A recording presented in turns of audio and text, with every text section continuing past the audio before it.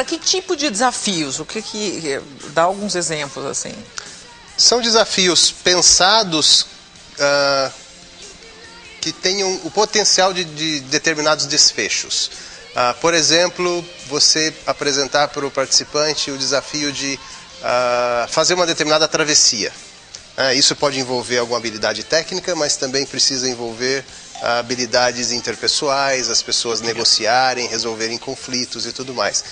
Ao longo da solução desse desafio, surgem esses conflitos, surgem essas questões de relacionamento, e numa reflexão posterior ao desafio as pessoas se percebem atuando dessa ou daquela maneira e fazem a transferência, primeiro a analogia de como elas normalmente atuam no seu dia a dia, se percebem às vezes de maneira que elas não se percebiam antes, e aí fazem transferência das soluções que foram dadas para esse desafio. Poderia ter sido melhor?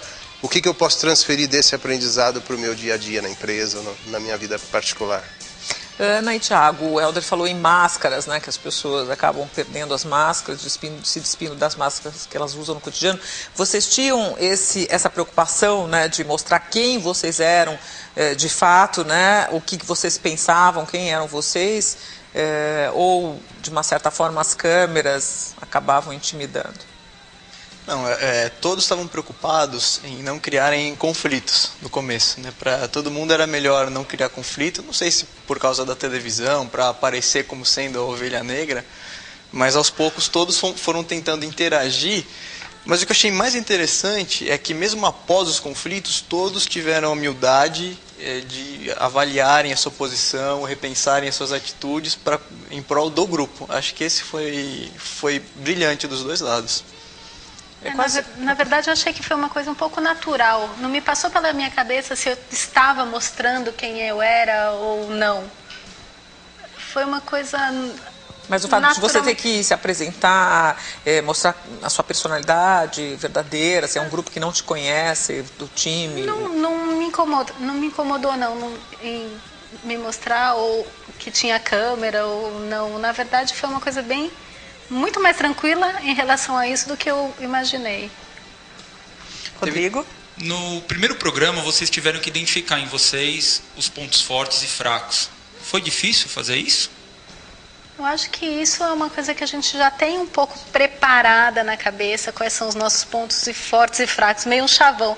Mas no desenvolver das atividades, esses pontos às vezes mudam. Então você vai vivendo experiências novas e você vai vendo que às vezes você não é tão forte onde você imaginou que fosse e não é tão fraco onde você imaginou. Então, os pontos que a gente colocou, pelo menos que eu coloquei no primeiro momento, se fosse perguntado novamente no último dia, eu não sei se seriam os mesmos. Tiago, para você também, esses pontos se confirmaram ou surgiram outros que você desconhecia? Assim? Eu concordo com a Ana, que às vezes a gente já tem isso aí pré-preparado, mas forte e fraco é relativo, né? Então, às vezes, o que é ponto forte e fraco para aquilo que você imagina ser uma experiência dentro de uma empresa é uma coisa, mas para um treinamento lá no mato, em que você precisa ter habilidades físicas, por exemplo, o forte e fraco da empresa vai se tornar... O forte da empresa pode ser um fraco lá no meio do mato, né? Uhum. Então, naquele momento, eu tentei reavaliar que pontos meus poderiam ser adequados porque eu esperava que viesse a acontecer. Mas teve alguma situação que você sentiu ou reconheceu alguma fraqueza que você nunca tinha percebido, digamos assim? Comunicação. Comunicação. Eu percebi que eu deveria ter dado mais importância para as minhas habilidades de comunicação, mais importância para as minhas habilidades de comunicação, com os outros mesmo. E você, Ana Paula, algum ponto assim que você suspeitava, que se confirmou, ou alguma descoberta assim sobre sua pessoa? Eu acho que o ponto mais forte assim de descoberta de um ponto negativo foi em termos de envolvimento, numa situação que vocês vão assistir depois, que eu não sei se a conduta que eu tive no momento foi a mais adequada ou se eu deveria ter me preocupado mais ou me envolvido mais com uma situação que era muito séria e muito arriscada para mim, né? Então, eu acho que nesse momento eu deveria ter me envolvido mais naquela situação e não confiado tanto no que estavam me falando. Uhum. Esse foi um ponto que eu não sabia antes do programa como seria ou se haveria ou não. Helder e Wilson, vocês como observadores, né, de fora, né, o que vocês acham disso que eles comentaram aqui? O Tiago colocou uma coisa que acho que é importante, que ele falou que tem a autopercepção e a percepção do outro. Muitas vezes você entende, baseado até na sua experiência, que uma competência, ela, por resultados positivos, ela poderia ser utilizada numa nova experiência, o que não está errado.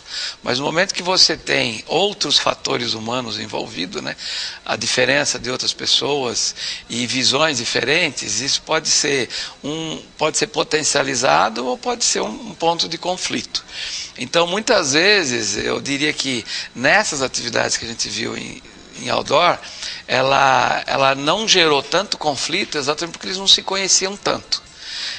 Respeitavam a liderança, às vezes alguns até atropelavam um pouco a liderança, mas sem gerar conflito.